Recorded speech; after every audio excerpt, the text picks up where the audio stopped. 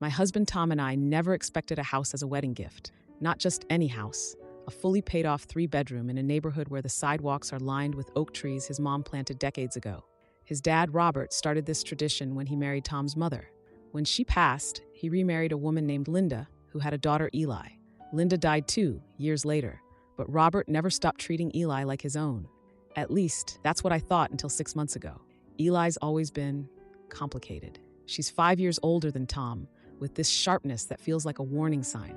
When we got the house, she showed up unannounced with a bottle of champagne and a tight smile. "Must be nice," she said, staring at the porch swing Tom's mom had hung. Later, Tom told me Robert had given her $30,000 for college, but it wasn't enough, not compared to what Tom inherited. She never let it go. Eli met Dora. They got engaged 6 months after clinking glasses at the rooftop bar where Dora works. When Robert offered them $30K for the wedding and a luxury honeymoon, Eli slammed her palm on the table. "Tom got a house. Why am I getting pocket change?" Robert hesitated. He mentioned her last fiancé, the one who vanished with $50,000 of her savings. "Different circumstances," he said. Eli called him a homophobe. I didn't plan to speak up, but Eli's words hung in the air like smoke, and before I could stop myself, I said, "Robert drove you to every Pride March since you were 16. The room went silent. Eli's face flushed. She uninvited me on the spot. Tom begged me to apologize. "She's been through hell," he said. I knew he was right. Eli's mom died right after high school. Her bio dad bailed when she was a toddler, and that scammer ex left her raw. But I couldn't. Robert dropped off a bottle of Malbec that weekend, the same kind we drank at our wedding. He didn't mention the dinner, just nodded when I thanked him. 2 weeks later, I was at the grocery store reaching for a box of cereal when I heard Dora's laugh. She was outside by the dumpsters, her voice low but urgent. "Just keep Eli happy until the honeymoon fund clears." My hand froze. When I told Tom, he shrugged. Eli's always been paranoid. Dora's probably just managing her.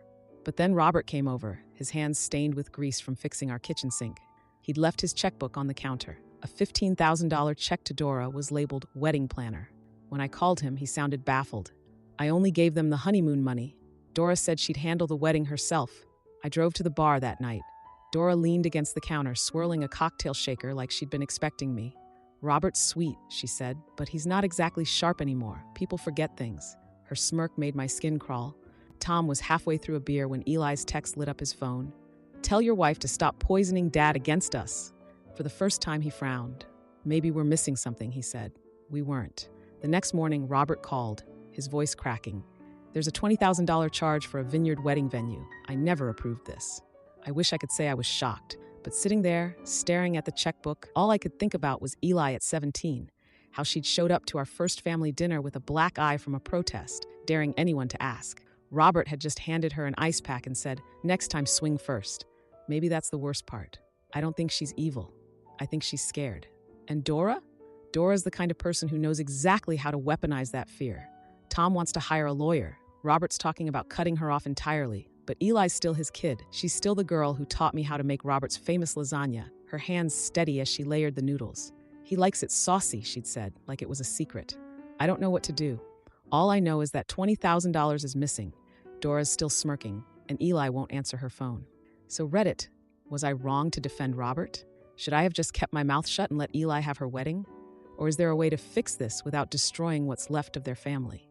Now for the first update. It's been 2 weeks since I posted about my husband's stepsister Eli and her fiancée Dora. I wish I could say things got simpler, but the truth is, I've spent every day since then wondering how someone's entire life can unravel in the span of a single phone call. Robert called me the morning after my last post. His voice was thin, like static on a bad line. "My eyes, they're not what they used to be," he said. He'd been signing papers without reading them, trusting Eli to handle the details. "Could you come over?" I don't know where to start." When I got to his house, the dining table was buried under bank statements and invoices. Robert sat slumped in his chair, a magnifying glass next to his coffee mug. "Dora's been helping with the wedding planning," he muttered, sliding a stack of checks toward me. They were all made out to Dora's event planning business, signed in his shaky handwriting. $5,000 for flowers, $8,000 for catering, another $12,000 labeled miscellaneous. I didn't want to believe it. Not after everything. But then his accountant called. A $50,000 loan had been taken against Robert's investments, approved with a digital signature he swore he never made. The password was Linda 2003, the accountant said. Eli's mom's name and the year she died. Eli showed up that afternoon while I was still there. She didn't knock. just threw the door open, her face blotchy and wild. "You're turning him against me," she screamed, jabbing a finger at Robert. Dora hovered behind her, phone raised, filming the whole thing like some twisted reality show. "After everything I've done for this family, what have you done, Eli?" I snapped. I didn't mean to say it. But there she was, wearing the diamond earrings Robert gave her for graduation, standing in the house he'd paid her rent in for years. And all I could think about was the $50,000 loan, the one she'd apparently needed more than a house. Robert stood up too fast, his chair screeching. "Enough," he said, but his voice wavered. He pressed a hand to his temple, and for a second, I thought he'd cry. Instead, he walked out. We heard his car leave 10 minutes later. That night, he had a stroke. The hospital smelled like antiseptic and burnt coffee. Tom and I got there just as they were prepping him for an MRI. He gripped my wrist, his fingers cold. "Change the will," he whispered. Then they sedated him. Tom found the document in Robert's desk the next day, a revised will, notarized and everything, leaving Eli's entire share to someone named Dorothea Bennett. It took us a full minute to realize that was Dora's legal name. I'll be honest, I didn't handle it well. I drove straight to Dora's bar, my hands shaking so hard I could barely shift gears. She was wiping down the counter, calm as anything. "Eli's easy to love," she said, not even looking up. "If you hate the same people she does." Tom wanted to call the police. I wanted to burn the world down. Instead, we hired a forensic analyst with Robert's money. The verdict, the signatures were traced, perfectly, meticulously traced. Eli came to our house 3 days later. No Dora this time. She stood on the porch, her arms crossed like she was holding herself together. "She'll leave me if the money stops," she said, her voice cracking. She said nobody else would want me after everything. I almost hugged her. Almost. But then she looked at me, really looked at me and said it was just supposed to be enough to make her stay. I didn't think. "You didn't think?" Tom exploded. He never yells, not even when we found out our roof was leaking last winter. But there he was, red-faced and trembling while Eli shrunk into the doorway. We offered to help her leave. Therapy, a lawyer, whatever she needed. She refused. "She's all I have," she kept saying, like repetition could make it true. The police report felt useless. The detective, a tired-looking woman with a coffee stain on her blouse, said without witnesses, it'd be hard to prove Dora did the tracing. "These types, they're careful," she said. Then last night, Dora texted a screenshot of a positive pregnancy test. "Family deserves to support family, right?" Tom's in the kitchen right now, staring at the photo like it's a live grenade. Eli hasn't answered our calls. Robert's recovering, but he can't speak clearly yet, just keeps tapping his pen against the legal pad we bought him, drawing shaky circles around the word fraud. I don't know what's true anymore. The pregnancy, the forged will, the way Eli's voice broke when she said, "I just wanted someone to choose me." All I know is this: Dora's still out there. Robert's too frail to fight. And Eli's still that 19-year-old girl who showed up on our doorstep with a suitcase and a sob story about her bio dad's latest betrayal. The one I helped sneak into the guest room because Robert was too proud to admit he'd already forgiven her. So here's where I'm at. Do I push harder, risk tearing this family apart for good? Or do I back off, let the law handle it, and hope Eli wakes up before Dora bleeds Robert dry? I keep thinking about that will, the way Dora's name looked in bold black ink, like a claim, like a victory. What would you do? Now for the second update. It's been a month since I last updated, and I'm not gonna lie. Some days it feels like we're all just holding our breath, waiting for the next disaster. But then there are moments, small ones, where I catch a glimpse of the family we might have been, if greed and loneliness hadn't carved trenches between us. Robert moved in with us after the stroke. His old house felt too empty, he said. But I think it was the checks, the ones Eli kept forging, the ones he couldn't bring himself to stop signing. He's in the guest room now, surrounded by photo albums and the faint smell of menthol from his pain patches. Tom set up a desk for him by the window, where he spends hours squinting at bank statements, muttering about trust and blind spots. Dora got arrested last week. Not for scamming Robert, but some other elderly guy she'd sweet-talked into co-signing a car loan. Eli bailed her out using Robert's Amex. When I confronted her, she just texted back, "Family helps family," like it was a joke, like any of this was funny. The forensic analyst's report came in the same day. Clear as day, he said. The signatures were traced. Not even good forgeries, just careful, methodical. Dora's lawyer claims Eli did the tracing, that she's the mastermind. But Tom found Eli's old diary in Robert's attic, wedged behind a box of his late wife's china. Pages and pages of a 13-year-old girl writing things like, "Mom says Robert's a sucker. He'll give me anything if I cry first." I didn't know whether to burn it or frame it. I met Dora's ex-roommate at a diner off Route 9. She showed up in scrubs, still smelling like hospital sanitizer. "Dora used to brag about Eli," she said, stirring her coffee like it owed her money. "Called her a perfect mark." Rich, lonely, desperate, score. She left without finishing her toast. Robert changed his will again. This time, Eli only gets the trust fund if she cuts ties with Dora.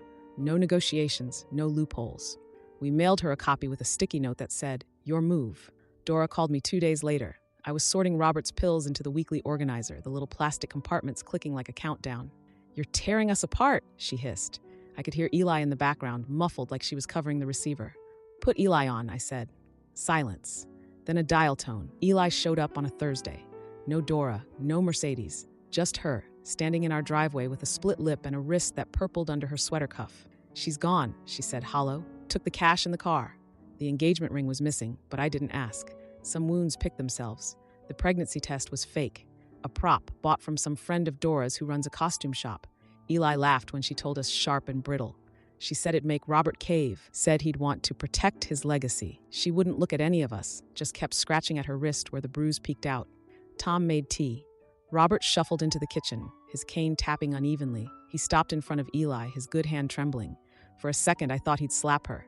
Instead, he pulled her into a hug so tight her feet lifted an inch off the ground. "You're still my kid," he said, his voice wet and raw. Eli didn't hug him back. Not at first. But her shoulders shook, and that was enough. The police found Dora in Nevada. Same Mo, elderly target, forged documents, a fake promise to stick around. Eli agreed to testify, but only after the DA offered immunity. "I just want it over," she told me, chewing her thumbnail to the quick. I didn't ask if she meant the trial or the last 5 years.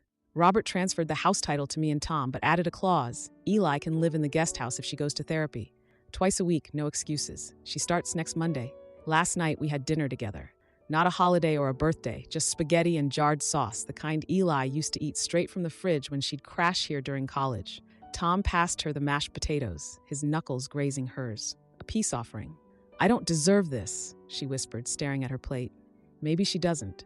But Robert's learning to smile again, his strokes looser on the physical therapy exercises. Tom stopped grinding his teeth in his sleep. And Eli? She's here. That's not nothing. Dora's trial starts next month. Eli bought a new notebook for her therapy sessions, bright yellow, like the ones she used in high school.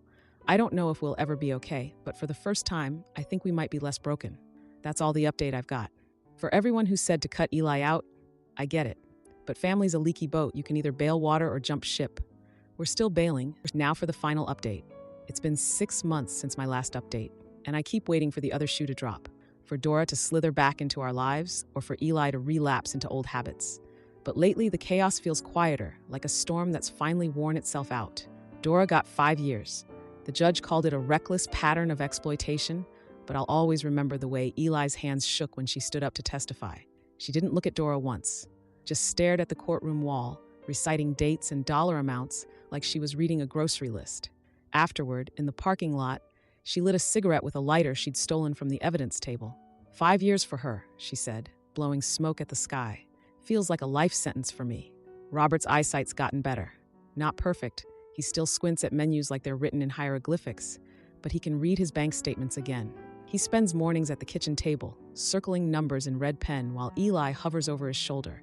She's working part-time at his accountant's office now, filing paperwork and brewing coffee that's somehow both bitter and weak. I'm learning, she told me last week, holding up a spreadsheet like it was a dirty diaper. Turns out Excel doesn't care if you had daddy issues. The guest house used to be beige, not just the walls, the carpet, the cabinets, even the damn light switches. Eli spent a weekend repainting it all this seafoam green she found at a garage sale. Dora's ghost lived here, she said, rolling over a patch of wallpaper with unnecessary force. When she finished, she tacked up a photo of her mom above the couch. The glass is cracked, right down the middle. 2 weeks ago, I found her in the garage at 3 a.m., sitting cross-legged in front of Tom's toolbox. She was holding a Polaroid of her mom, the one where she's smoking a Virginia Slim on the porch, her hair teased to heaven. She'd hate who I became, Eli said, not looking up. I almost told her she was wrong. Almost. But the truth is I never met the woman. So I just sat next to her on the cold concrete, our shoulders touching, until the motion sensor lights shut off. Robert started a college fund for Eli's future kids if she ever wants them. No strings, no conditions, just a 529 plan with her name as the beneficiary. When he showed her the paperwork, she snorted. What if I'm infertile? He didn't miss a beat. Then use it for art school or a down payment. Hell, blow it all in Vegas. I'll be dead anyway. She cried in the bathroom for 20 minutes. We got drunk on cheap tequila last month, the kind that tastes like gasoline and regret. Eli slammed her shot glass down and said, I wanted your life, the house, the dad. The safety. I told her about growing up in foster care, the 6 different schools by 9th grade, the way I'd hoard ketchup packets under my bed in case dinner didn't come. She listened quietly, then poured us another round. Guess we're both orphans, she said, clinking her glass against mine. Yours just died faster. Now she volunteers at the senior center twice a week, teaches old folks how to spot phishing emails and check their credit reports. Last Tuesday, Mrs. Kowalski from bingo night asked Eli why she cares so much. Making amends, Eli said, shrugging. Mrs. K patted her cheek and slipped her a Werther's original. Dora writes letters from prison, not apologies, demands. You owe me, she scribbled in one, the ink bleeding through the envelope. Eli burned it in the backyard fire pit, watching the edges curl to ash. Remember when she said red was my color? She muttered. Turns out she was right. For Robert's 70th, Eli baked a cake, chocolate with buttercream frosting that listed to the left like the Titanic. He blew out the candles and called it perfect, even though we all knew it tasted like boxed mix and salt. Tom took a picture. Eli's cheeks flushed from the oven, Robert's arms slung over her shoulders. It's pinned to the fridge now, right next to our grocery list. Tom and Eli have breakfast every Sunday. They go to this diner off the highway where the coffee's burnt and the waitresses call everyone Han. They don't talk about Dora or the forged checks or the fact that Eli still can't look Robert in the eye for more than 3 seconds. Instead, they argue about baseball and whether pineapple belongs on pizza. It's the most normal either of them has sounded in years. Last night, Eli knocked on our door holding a swatch of fabric. Someday, she said, thrusting it at me, will you go dress shopping with me? Not for a wedding, just because the sample was emerald green, the same shade as Robert's favorite armchair. I told her I'd clear my schedule. The detective closed our case file, but he warned us, people like Dora, they always come back. Eli just laughed. Let her, she said. I've got Excel now. She's saving up to fix Robert's Mercedes, the one Dora totaled in Nevada. Every paycheck, she stuffs another $50 into a Tupperware container labeled Mercy Fund. I don't have the heart to tell her the repairs will cost triple that. This morning, there was a note under our door. Robert's handwriting, shaky but legible, thank you for not giving up on her. I slid it into Eli's mailbox without a word. Some things don't need a response. They just need to be known. So that's where we are. No grand gestures or fairy tale endings. Just a family learning how to sit in the same room without flinching. It's messy. It's fragile. But for now, it's enough.